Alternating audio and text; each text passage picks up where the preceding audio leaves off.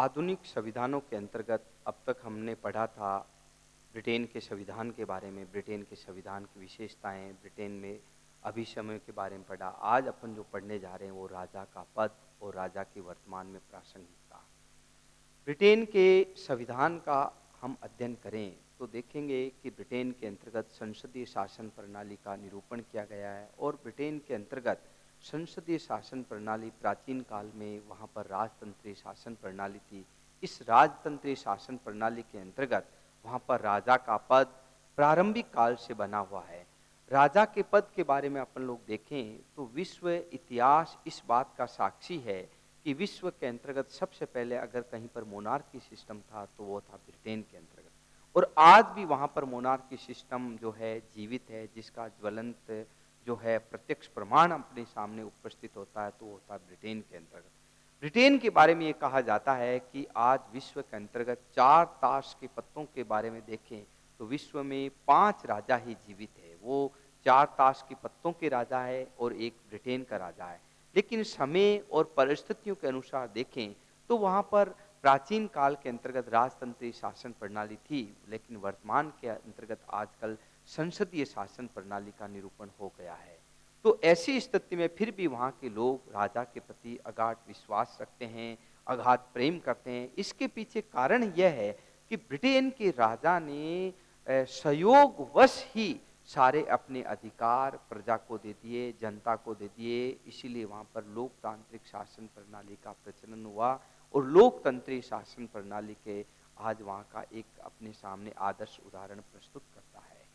British शासन प्रणाली के बारे में देखें तो वहाँ पर संसदीय शासन प्रणाली है और संसदीय शासन प्रणाली में वहाँ पर दो प्रकार की जो शासन प्रणाली है वो 2 प्रधान है। एक नाम मात्र का प्रधान है और एक वास्तविक प्रधान है। नाम मात्र के प्रधान के रूप में वहाँ पर राजा शासन का संचालन करता है, जबकि वास्तविक रूप से शासन का संचालन वहाँ का प्रधानमंत्री और मंत्रिमंडल करता है। राजा के बारे में अगर अपन देखें तो राजा और राज मुकुट सबसे पहले आता है अपने सामने कि राजा और राज मुकुट। राजा और राज मुकुट का अर्थ क्या है, हम मीनिंग के बारे में देखें तो राजा एक व्यक्ति है जो शरीरधारी है, जो राज सिंहासन पर आसन ग्रहण करता है। जबकि राज मुकुट का अपन लोग देखें, राज मुकुट एक टोपी है, एक ताज है जिसको राजा अपने सिर पर धारण करता है। तो ऐसी स्थिति के अंतर्गत राजा और राज मुकुट दोनों के अगर अपन अंतर को स्पष्ट रूप से देखें तो राज मुकुट एक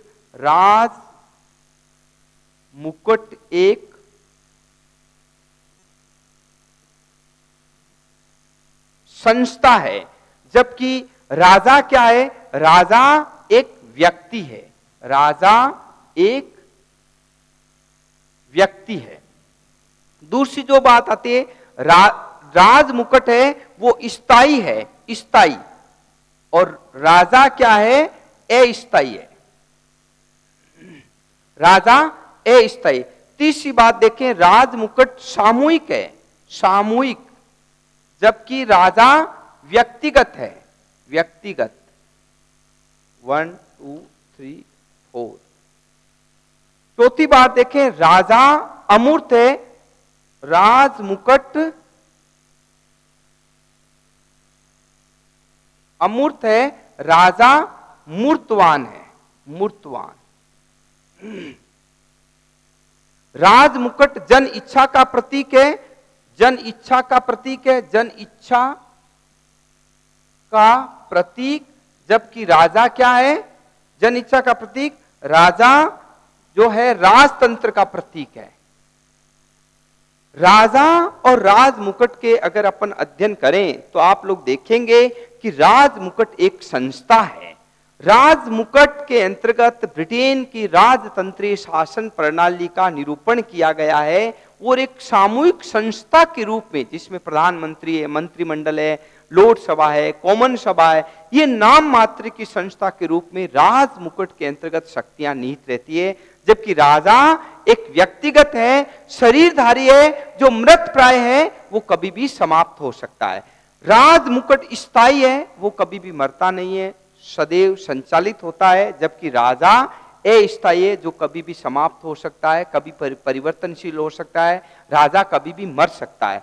राज मुकुट एक सामूहिक संस्था है, जबकि राजा व्यक्तिगत है।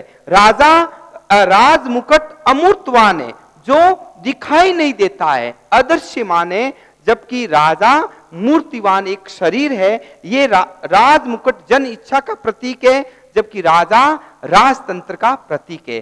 तो ऐसी स्थिति के अंतर्गत हम लोग देखें, राजा और राज मुकुट का अपन अध्ययन करें, तो आप लोग देखेंगे कि विश्व इतिहास के अंतर्गत ब्रिटेन की एक ऐसी शासन प्रणाली है जिसके अंतर्गत आज भी राज मुकुट अपने आप में एक जीता जागता हमारे सामने उदाहरण प्रस्तुत करता है। नेक्स्ट आता है राजा की शक्तियां। राजा की ब्रिटेन में क्या क्या शक्तियां हैं? सबसे पहले अपन लोग देखते हैं कार्यपालिका शक्तियां। राजा के बारे में ऐसा कहा जाता है कि राजा कार्यपालिका का प्रमुख होता है। राजा प्रधानमंत्री को शपथ दिलाता है।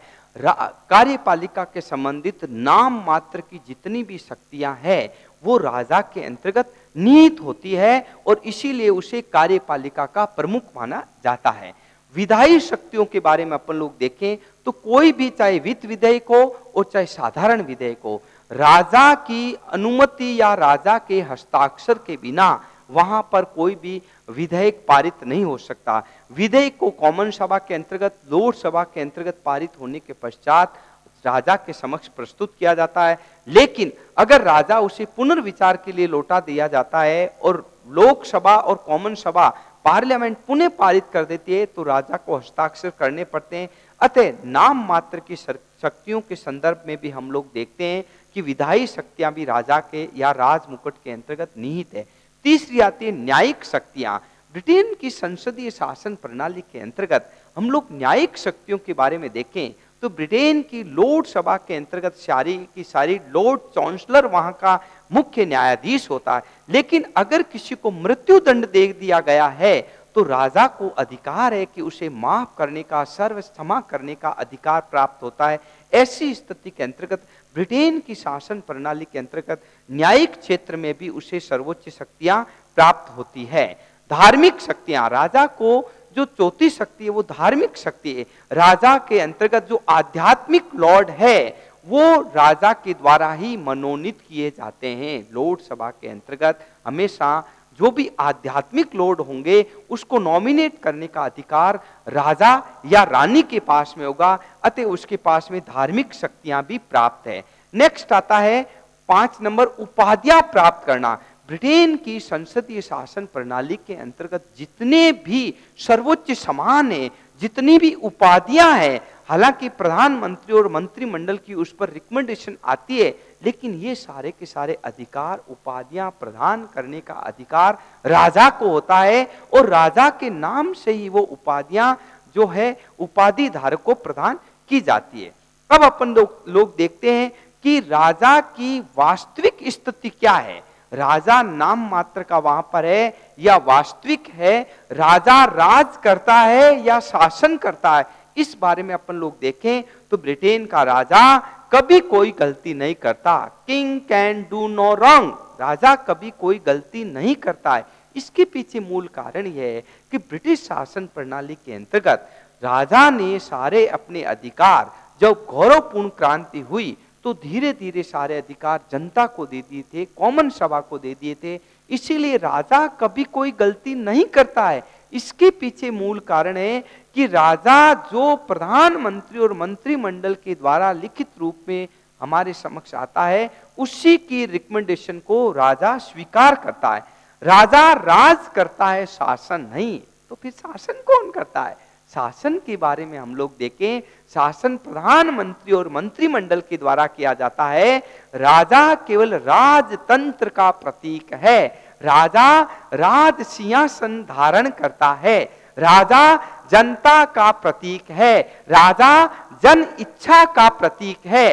अर्थात राजा केवल ब्रिटेन की संसदीय शासन प्रणाली के अंतर्गत राजा केवल नाम मात्र का गौरव और गरिमा का प्रतीक बनाया गया है। ऐसी स्थिति के अंतर्गत हम लोग कह सकते हैं कि राजा राज करता है, शासन नहीं करता है। इसके अतिरिक्त हम लोग देखते हैं राजा के पास में कुछ विशेषाधिकार है, और विशेषाधिकारों के बारे में हम लोग देखें तो राजा के पास में जब किसी प्रधानमंत्री को स्पष्ट बहुमत नहीं मिलता है तो राजा अपने किसी भी दल को जिसकी इच्छा हो, जिसका सदन के अंतर्गत बहुमत अधिक हो, उसको प्रधानमंत्री पद के लिए आमंत्रित कर सकता है।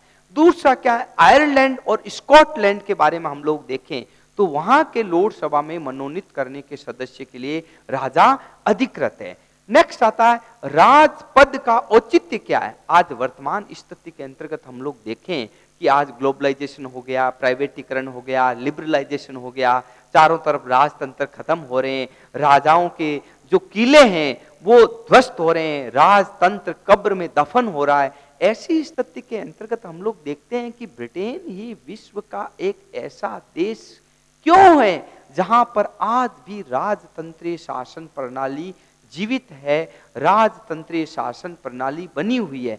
तो ऐसी स्थिति के अंतर्गत हम लोग देखते हैं कि राजा का जो औचित्य है वो इसलिए कि वहां पर नंबर 1 आता है ऐतिहासिक महत्व की संस्था। ब्रिटेन के अंतर्गत राजतंत्रीय शासन प्रणाली जीवित होने का कारण यह है कि ब्रिटिश लोग बहुत अधिक रूढ़िवादी थे। ब्रिटिश लोग रीति रिवाज और परंपराओं के अंतर्गत विश्वास करते हैं। ऐसी स्थिति में वो राजा के प्रति उनकी अगाध श्रद्धा है, राजा के प्रति उनका अगाध विश्वास है। और ऐसी स्थिति के अंतर्गत हम लोग देखते हैं कि ब्रिटेन के अंतर्गत जो राजतंत्र है वो ऐतिहासिक महत्व की संस्था है, और ऐतिहासिक महत्व की संस्था होने के कारण वहां पर आज भी राजतंत्र जीता जागता हमारे सामने आदर्श उदाहरण प्रस्तुत कर रहा है। नंबर 2 आता है राजपद का लोकतंत्रीकरण। वर्तमान में बदलते परिस्थितियों के अंतर्गत ब्रिटेन एक ऐसा देश है जिसने, आपको मैं बताऊं कि अनेक सदियों से ऐसी अनेक संघर्षों को, जंजावतों को सहन करते हुए, झेलते हुए वहां पर राजतंत्र से धीरे धीरे धीरे धीरे लोकतंत्रीकरण हो गया है। क्योंकि ब्रिटिश लोगों ने समय और परिस्थिति के अनुसार समझौता किया है। इसीलिए वहां पर आप लोग देखते हो जो 1215 का मैग्ना कार्टा प्रस्ताव पारित हुआ, उसके अंतर्गत सारे अधिकार राजा ने जनता को दे दिए गए। और राजा ने जब सारे अधिकार संयोगवश ही, क्योंकि ब्रिटेन का संविधान संयोग और विवेक का शिशु है, वहां पर सहज ही सारे अधिकार जब जनता को प्रदान कर दिए गए तो वहां पर राजतंत्र का क्या हो गया, लोकतंत्रीकरण हो गया। राजा का राजनीतिक निष्पक्षता। नंबर 3 पॉइंट आता है कि राजा राजनीतिक रूप से निष्पक्ष बना हुआ है।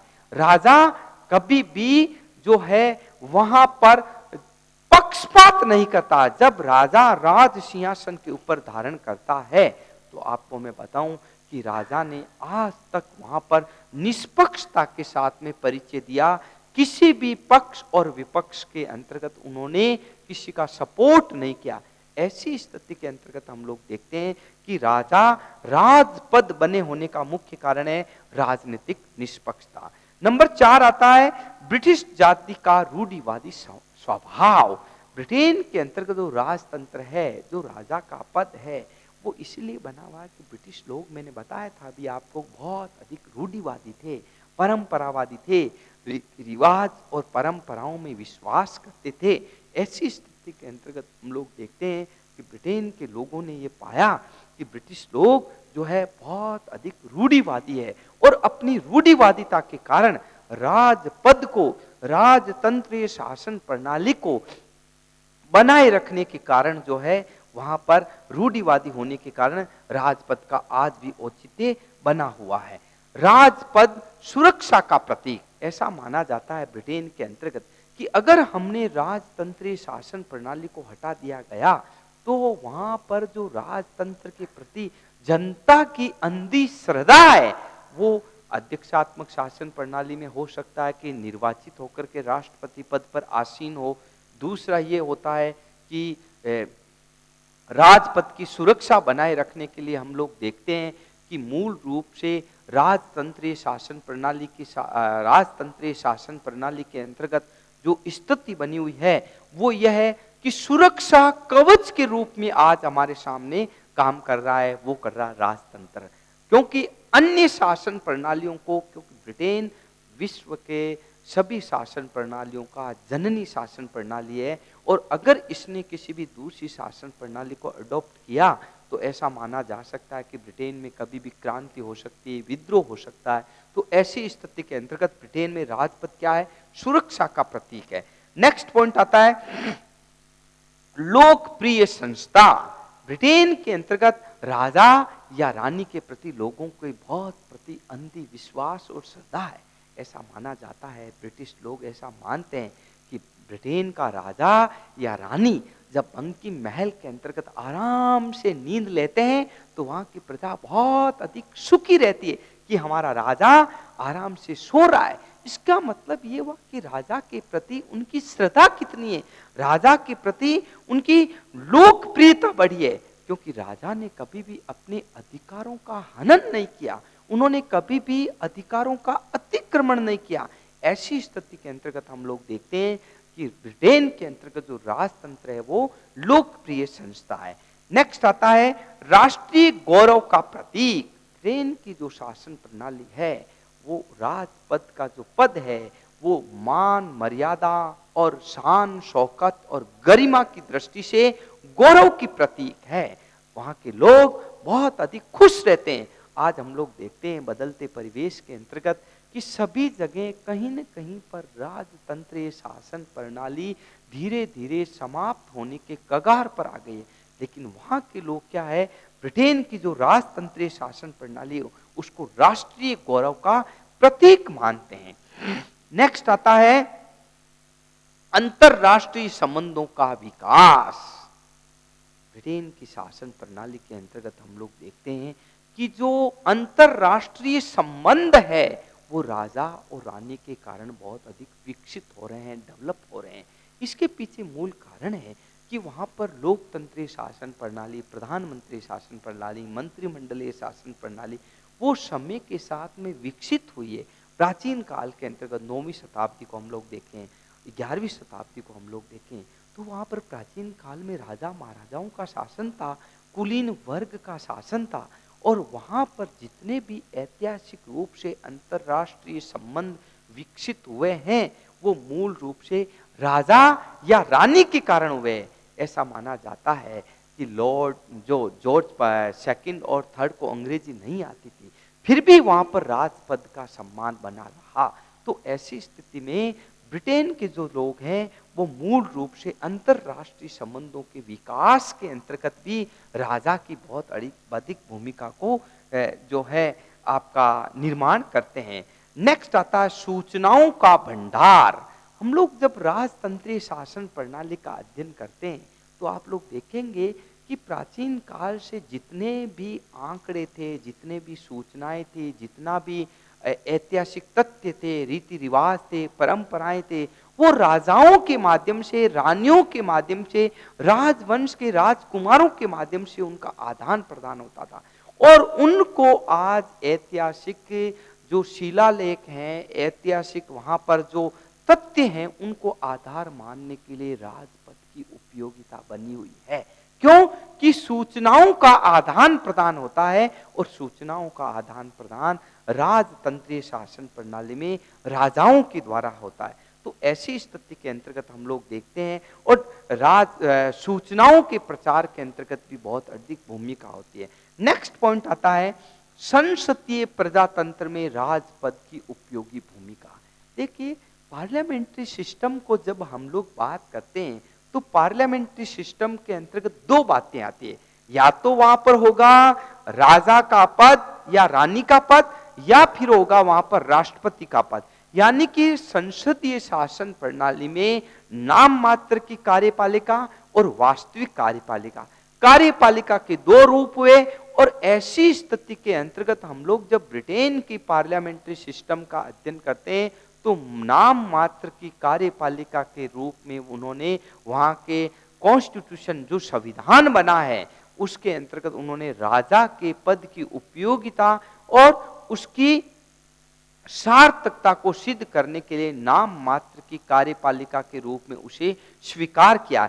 तो ऐसी स्थिति के अंतर्गत हम लोग देखते हैं संसदीय प्रजातंत्र के अंतर्गत राजपद की उपयोगिता भी बनी हुई है। तो हमने जो आज टॉपिक पढ़ा है राजा का पद और राजा और राज मुकुट, तो हम लोग देखते हैं राजा का पद और राजा और राज मुकुट आज बदलते परिवेश के अंतर्गत भी, विश्व के अंतर्गत चाहे कहीं पर भी राजतंत्र समाप्त हो गया हो, राजा या रानी का पद समाप्त हो गया हो, लेकिन विश्व के अंतर्गत ब्रिटेन का संविधान या ब्रिटेन एक ऐसा देश है जहां पर आज भी राजतंत्र बना हुआ है और राजतंत्र की उपयोगिता बनी हुई है। और राजतंत्र के अंतर्गत हम लोग देखते हैं कि लोकतंत्र के पुष्प खिल रहे हैं। लोकतंत्र के अंतर्गत उस राज मुकुट के अंतर्गत पुष्प पुष्पित और पल्वित हो रहे हैं, और वो है वहां की जनता के, वो कारण है वहां की जनता की अगाध श्रद्धा और विश्वास। ऐसी स्थिति के अंतर्गत राजा के पद की गरिमा और उपयोगिता आज भी बनी हुई है। नेक्स्ट टॉपिक आता है मेरा, वो आता है ब्रिटिश मंत्री परिषद। राजा और राज मुकुट के बाद हम लोग नेक्स्ट टॉपिक पढ़ते हैं ब्रिटिश मंत्री परिषद। मंत्री परिषद क्यों बनी, मंत्री परिषद कैसे बनी, इसका विकास कैसे हुआ, वर्तमान में इसकी उपयोगिता क्या है। देखिए, जहां तक हम लोग संसदीय शासन प्रणाली का अध्ययन करें तो आप लोग देखेंगे कि इस संसदीय शासन प्रणाली के अंतर्गत जो है नाम मात्र की और वास्तविक कार्यपालिका होती है। नाम मात्र के बारे में मैंने आपको बताया था, राजा का पद होता है और वास्तविक कार्यपालिका में प्रधानमंत्री मंत्रिमंडल होता है। मंत्री परिषद के बारे में देखें तो मंत्री परिषद की ब्रिटेन के अंतर्गत अगर कोई जननी है तो वह है वहां की प्रिवी काउंसिल, और प्रिवी काउंसिल की अगर कोई जननी है तो वहां पर वो है जो आपको क्यूरिया रेंजिस, और क्यूरिया रेंजिस का जन्म हुआ था नॉर्मल काल के अंतर्गत। नॉर्मल काल के अंतर्गत क्यूरिया रेंजिस का जन्म हुआ था।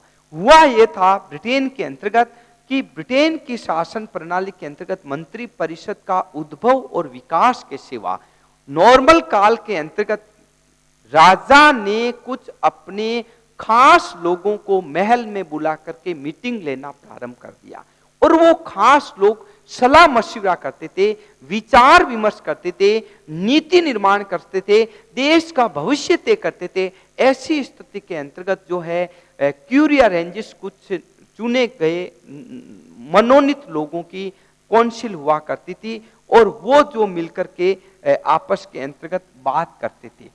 फिर हुआ ये कि क्यूरिया रेंजिस के बाद में वहां पर थोड़ा विस्तार हुआ कुछ लोगों का, और एक राजा को परामर्श देने के लिए प्रिवी काउंसिल बनी थी।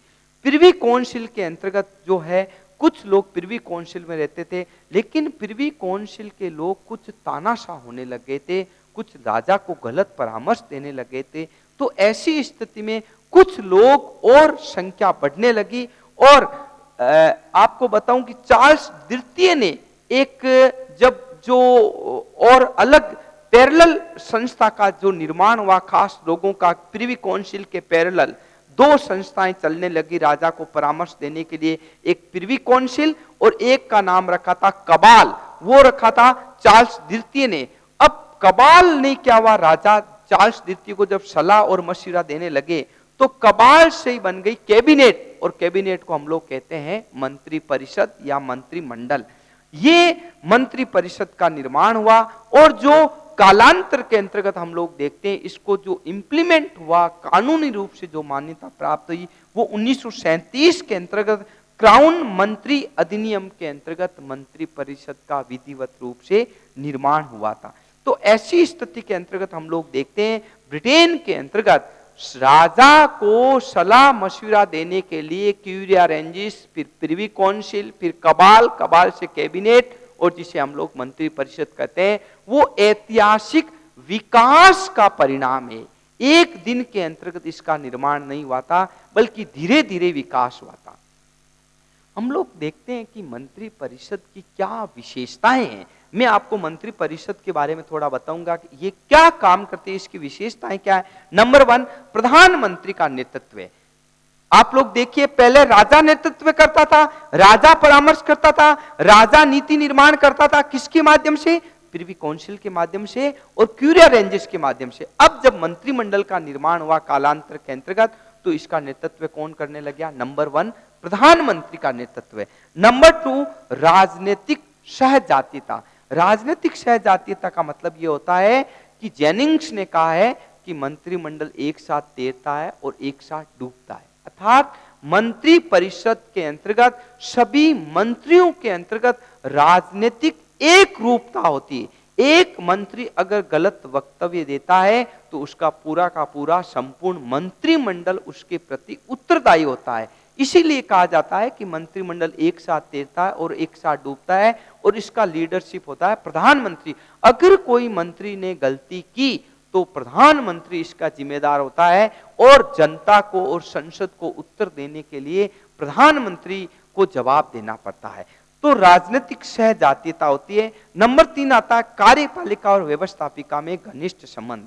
देखिए, कार्यपालिका और व्यवस्थापिका के बारे में हम लोग देखें तो कार्यपालिका और व्यवस्थापिका, ब्रिटेन की संसदीय शासन प्रणाली के अंतर्गत व्यवस्थापिका जनता के द्वारा निर्वाचित प्रतिनिधि पार्लियामेंट के अंतर्गत आते हैं, उसे हम लोग कहते हैं व्यवस्थापिका। उसका व्यवस्थापिका का निर्माण होता है, और उसमें से ही जब बहुमत दल के नेता को प्रधानमंत्री चुना जाता है तो प्रधानमंत्री अपने वरिष्ठता को ध्यान में रखते हुए, क्षेत्रीयता को ध्यान में रखते हुए, जाति को ध्यान में रखते हुए, विषय विशेषज्ञ को ध्यान में रखते हुए, और दल के अंतर्गत प्रभुत्व रखने वाले लोगों को ध्यान में रखते हुए, सभी को खुश करते हुए वो जो है अपने कैबिनेट का निर्माण करता है। किसी में से?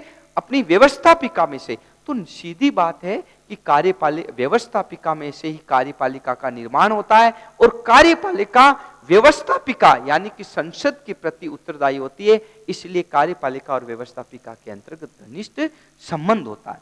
नेक्स्ट आता मंत्री परिषद को लोक सदन के विघटन करने का अधिकार।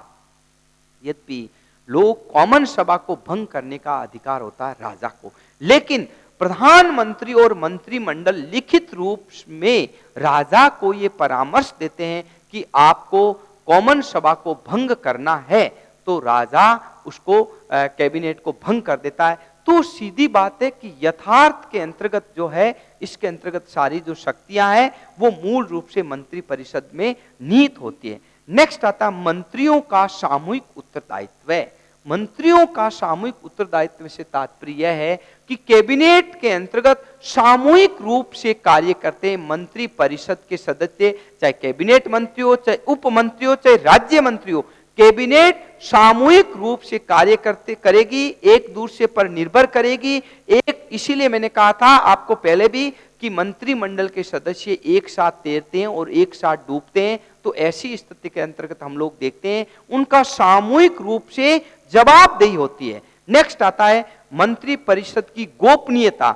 जब मंत्री परिषद का निर्माण होता है तो प्रधानमंत्री और मंत्रिमंडल के सभी सदस्य राजा के समक्ष पद और गोपनीयता की संविधान के को ध्यान में रखते हुए शपथ लेते हैं, ओथ लेते हैं कि मैं मेरे पद की संपूर्ण रूप से मान मर्यादा और गोपनीयता को कायम रखूंगा।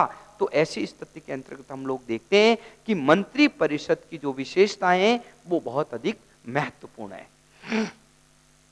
नेक्स्ट आता है अपना मंत्री परिषद की शक्तियां और कार्य। मंत्री परिषद की शक्तियां और कार्य क्या है? मंत्री परिषद क्या कार्य करती है? मंत्री परिषद का नंबर 1 होता है विधायी कार्य।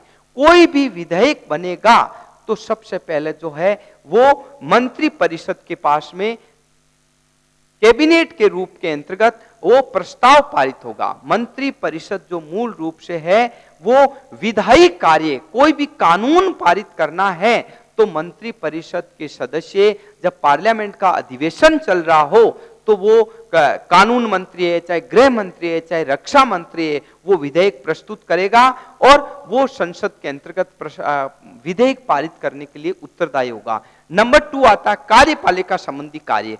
कार्यपालिका का मतलब यह होता है कोई भी कानून बना उसको लागू करवाना है, नीति को क्रियान्वयन करना है तो मंत्री परिषद उत्तरदायी होती है। पार्लियामेंट के अंतर्गत कानून का क्रियान्वयन करने के लिए मंत्री परिषद का जो है मूल रूप से उत्तरदायित्व होता है। वित्त संबंधी कार्य, वित्त के बारे में हम लोग देखते हैं कि अर्थ के बिना सब व्यर्थ है। किसी भी धन विधेयक को अगर पारित कराना है तो सबसे पहले कॉमन सभा में रखा जाएगा, लोकसभा के अंतर्गत नहीं रखा जाएगा। और धन विधेयक के बारे में ऐसा कहा जाता है कि वित्तीय मामलों के अंतर्गत जो है कैबिनेट ही उत्तरदायी होती है, संपूर्ण राष्ट्रीय निधि कोष की मालिक होती है और उसके द्वारा उसको पारित करवाया जाता है। नेक्स्ट आता है समन्वय संबंधित कार्य, कोऑर्डिनेटर। कोऑर्डिनेटर के कोऑर्डिनेशन और कोऑर्डिनेशन के बारे में हम लोग देखते हैं कि जो मूल बात आती है कोऑर्डिनेशन संबंधित, वो आता है कि आपस में समन्वय करना। मंत्री परिषद किसी भी विभाग के अंतर्गत, पार्लियामेंट के अंतर्गत, संसद के अंतर्गत समन्वय का कार्य करती है तो वो मंत्री परिषद करती है। और लास्ट आता है समस्याओं का निवारण, क्योंकि जनता के निर्वाचित प्रतिनिधि जो कॉमन सभा में निर्वाचित होते हैं वो होते हैं कॉमन सभा के सदस्य, और कॉमन सभा के सदस्य ही मंत्री परिषद का निर्माण करते हैं। अतः जनता से कोई संबंधित समस्या है तो उसका सारा का सारा उत्तरदायित्व होता है, वो होता है मंत्री परिषद का होता है। अब नेक्स्ट अपने पास में टॉपिक आता है, वो आता है क्या मंत्री परिषद अधिनायक बन सकती है। मैं एक आपको बहुत बड़ी बात बताता हूं, मंत्री परिषद क्या, एक आता है क्वेश्चन, क्या मंत्री परिषद क्योंकि जनता द्वारा निर्वाचित है तो क्या मंत्री परिषद अधिनायक बन सकती है। मैं ये सकती है, मैं प्रश्नवाचक चिन्ह है, मैं कह रहा हूं संसदीय शासन प्रणाली के अंतर्गत कभी भी मंत्री परिषद अधिनायक नहीं बन सकती। इसके पीछे मूल कारण ही है कि ये लोग है मंत्री, और मंत्री के अंतर्गत आप लोग देखिए यहाँ पर, यहाँ होता है विरोधी दल हो गया यहाँ पर, और विरोधी दल के कारण इधर आ जाता है संसद, इधर आ जाती है जनता का नियंत्रण होता है, और तीसरा आता था सम्राट, चौथा आ जाता सम्राट। इस कारण कभी भी मंत्री परिषद अधिनायक नहीं बन सकती। तो मैंने जो आज आपको पढ़ाया है मंत्री परिषद के बारे में, तो मेरा ये कहना है कि ब्रिटेन की संसदीय शासन प्रणाली में बहुमत के रहते हुए मंत्री परिषद सब कुछ है, लेकिन फिर भी मंत्री परिषद के ऊपर अनेक ऐसे प्रतिबंध है, अनेक ऐसे उनके ऊपर निरंकुश बनने से रोका जा सकता है, इसलिए ब्रिटेन की मंत्री परिषद निरंकुश नहीं बन सकती।